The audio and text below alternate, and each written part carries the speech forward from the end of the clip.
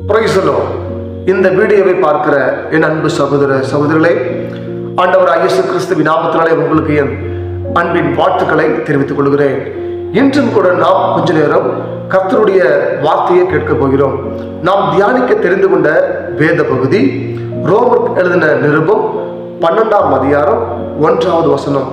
வாசிக்கிறேன், கவனிங்கள். அப்படி இருக்க சகோதரரே, நீங்கள் உங்கள் சரீரங்களை பரிசுத்தமும் தேவனுக்கு பிரியவுமான ஜீவ பலியாக ஒப்பு கொடுக்க வேண்டும் என்று தேவனுடைய இரக்கங்களை முன்னிட்டு உங்களை வேண்டிக் கொள்கிறேன். இதுவே நீங்கள் செய்யத்தக்க புத்தியுள்ள ஆராதனை. இந்த வசனத்தை கவனிக்கிற, இந்த செய்தியை கேட்கிற என் அன்பு சகோதரனே சகோதரியே, பரிசுத்த ஆவியானவர் இந்த 2026ஆம் ஆண்டில் நமக்கு எச்சரிக்கிற அல்லது நமக்கு உணர்த்துகிற மிக முக்கியமான ஒரு வசனம். இந்த வசனத்தின்படி நம்முடைய அவைகளை தேவனுக்கு ஒப்பு கொடுக்க வேண்டும். ஜீவ பலியாக நம்முடைய அவைகளை ஒப்பு கொடுக்க வேண்டும். தேவனுக்கு பிரியமான காரியத்தை செய்ய நம்முடைய அவைகளை ஒப்பு கொடுக்க வேண்டும். ஏனென்றால் நம்முடைய கர்த்தர் இயேசு கிறிஸ்து அது சீக்கிரமாக வரப்போகிறார். அவருடைய வருகைக்கான எல்லா அடையாளங்களும் இந்த பூமியில் நிறைவேறிக் கொண்டிருக்கிறது. அப்படி இயேசு கிறிஸ்து வரும்பொழுது நீங்களும் நானும் எடுத்துக்கொள்ளப்பட வேண்டுமானால் இந்த வசனத்தை கடைபிடித்திருக்க வேண்டும். நம்முடைய அவைகளை ஜீவ பலியாக தேவனுக்கு ஒப்பு கொடுத்திருக்க வேண்டும். அப்படி தேவனுக்கு பிரியமில்லாத காரியத்தை செய்ய நம்முடைய அவைகளை ஒப்பு கொடுப்போம் என்றால் நிச்சயமாக இயேசுவின் வருகையில் எடுத்துக்கொள்ளப்பட முடியாது. அப்படி இயேசு கிறிஸ்துவின் வருகையில் எடுத்துக்கொள்ளப்பட வேண்டுமானால் நிச்சயமாக இந்த வசனத்தை நாம் கடைபிடித்திருக்க வேண்டும். நம்முடைய அவைகளை, நம்முடைய ஆவியாத்மா சரீரத்தை பரிசுத்தமான ஒரு அவைகளாக தேவனுக்கு ஒப்பு கொடுத்திருக்க வேண்டும். ஆண்டவர் சொல்லுகிறார், பாவத்தை மறக்கிறவன் வாழ்வடைய மாட்டான், அதை அறிக்கை செய்து விட்டு விடுகிறவனோ இறக்க பெறுவான் என்று ஆண்டவர் நமக்கு வேதத்தின் மூலமாக வெளிப்படுத்துகிறார்.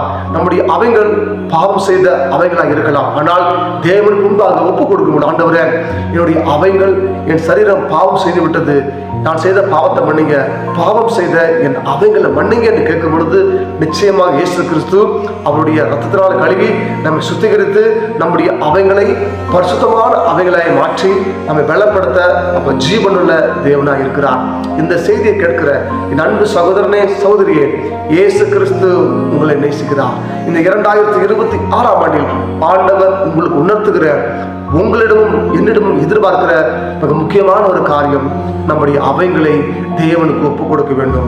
தேவன் நம்முடைய வாழ்க்கையில் அற்புதம் செய்ய வேண்டுமானால் நம்முடைய அவைகள் தேவனுக்கு ஒப்பு கொடுத்திருக்க வேண்டும். அப்படி நாம் நம்முடைய அவைகளை, நம்முடைய ஆவி, ஆத்மா, சரீரத்தை தேவனுக்கு முழுமையாக ஒப்பு கொடுப்போம் என்றால் தேவனுக்கு பிரியமான, தேவன் விரும்புகிற காரியத்தை செய்ய நம்முடைய அவைகளை ஒப்பு கொடுப்போம் என்றால் நிச்சயமாக நம்முடைய அவைகளுக்கு தேவையான எல்லா காரியத்தையும், எல்லா நன்மைகளும் கொடுக்க இயேசு கிறிஸ்து அவர் ஜீவனுள்ள உண்மையுள்ள தேவனா இருக்கிறார்.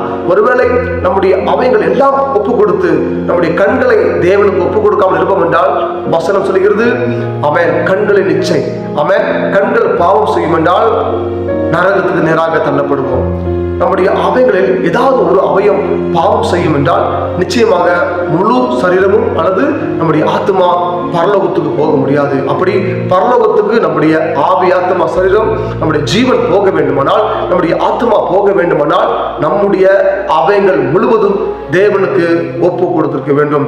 நம்முடைய நாம் பொய் சொல்லும் என்றால் நிச்சயமாக நம்முடைய ஆத்மா பரலோகத்துக்கு போகாது. நம்முடைய கரம் தேவனுக்கு பிரியமில்லாத காரியத்தை செய்யும் என்றால் நம்முடைய ஆத்மா பரலோகத்துக்கு போக முடியாது. நம்முடைய செவி தேவனுக்கு பிரியமான காரியத்தை செய்யவில்லை என்றால் நம்முடைய ஆத்மா பரலோகத்துக்கு போக முடியாது. நம்முடைய கால், நம்முடைய இதயம் தேவனுக்கு பிரியமுள்ள காரியத்தை செய்யாமல் தேவனுக்கு பிரியமில்லாத காரியத்தை செய்யும் என்றால் பரலோகத்துக்கு போக முடியாது. சங்கீதத்தில் வாசிக்கும் பொழுது, என் இதயத்தில் அக்கிரம் சிந்தை இருக்கும் என்றால் தேவன் எனக்கு செவிகொடார் என்று நாம் வாசிக்கிறோம். நம்முடைய இதயம் ரொம்ப முக்கியம், நம்முடைய கண்ணு ரொம்ப முக்கியம், நம்முடைய சிந்தை, நம்முடைய கரம், எல்லா அவைகளும், நம்முடைய ஆவி, ஆத்மா, சரீரம், நம் சரீரத்தில் காணப்படுகிற எல்லா அவைகளும் மிகவும் ரொம்ப முக்கியம். எல்லா அவைகளையும் தேவனுக்கு ஒப்பு கொடுக்கும் பொழுதுதான் தேவன் நம் வாழ்க்கையில் அற்புதம் செய்ய முடியும். தேவன் நம் வாழ்க்கையில் அதிசயங்களை செய்ய முடியும். இந்த வசனத்தின்படி நம்முடைய அவைகளை தேவனுக்கு முழுமையாக ஒப்பு கொடுப்போம். கர்த்தர் நம்முடைய வாழ்க்கையில் பலனை தந்து, சுகத்தை கொடுத்து, தேவைகளை சந்தித்து நம்மோடு கூட இருந்து அவர் நம்மை ஆறுதல் படுத்த, நம்மை பலப்படுத்த அவர் உண்மைகள தேவனாய் இருக்கிறார். இந்த செய்தியை கேட்கிற உங்களுடைய வாழ்க்கையில் கவலை இருக்கும் என்றால், பாரம் இருக்கும் என்றால், தேவைகள் இருக்கும் என்றால் கவலைப்பட தேவையில்லை. உங்கள் அவைகளை ஒப்புக் கொடுங்கள். உங்கள் அவைகளை ஒப்புக் கொடுக்கும் பொழுது நிச்சயமாக உங்கள் வாழ்க்கையில் கர்த்தர் அற்புதம் செய்ய அது ஈஸியா இருக்கும். உங்கள் அவைகளை, உங்கள் ஆவி ஆத்துமா சரீரத்தை தேவனுக்கு ஒப்புக் கொடுக்காமல் ஜெபித்தாலும் என்ன செய்தாலும் அந்த ஜெபத்திற்கு கர்த்தர் பதில் கொடுக்க முடியாது. ஏனென்றால் உங்கள் அவைகள் என்னைக்கு தேவனுக்கு ஒப்புக் கொடுக்கிறீங்களோ அந்த அவைகள் தேவனுக்கு சொந்தமாகும். தேவனுக்கு சொந்தமான அந்த அவயத்தை அவர் துக்கப்படுத்த விட மாட்டார், அவர் பாரப்படுத்த விட மாட்டார், அவர் கவலைக்குள்ளாக தள்ள மாட்டார். நிச்சயமாக ஆண்டவர் வாழ்க்கையில் அற்புதம் செய்வார். இந்த வசனத்தின்படி நம்முடைய அவைகளை, நம்முடைய முழு அவைகளையும், ஆவியாத்மா சரீரத்தையும் தேவனுக்கு முழுமையாய், ஜீவபலியாய், தேவனுக்கு பிரியமான காரியத்தை செய்ய ஒப்பு கொடுப்போம். தேவன் நம்மோடு கூட இருந்து நம்முடைய அவைகளுக்கு தேவையான எல்லா நன்மையிலும் கொடுத்து அவர் வருகையில் நம்மை அவரோடு கூட சேர்த்து பரலோக ராஜ்யத்துக்கு கொண்டு செல்வாராக. ஆமென். God bless you. கர்த்தர் தாமே இந்த வார்த்தை மூலமாக உங்களை பலப்படுத்துவாராக, உங்கள் தேவைகளை சந்திப்பாராக. நம்முடைய அவைகளை தேவனுக்கு முழுமையை ஒப்புக் கொடுப்போம், நன்மையை பெற்றுக் கொள்வோம். ஆமென். God bless you.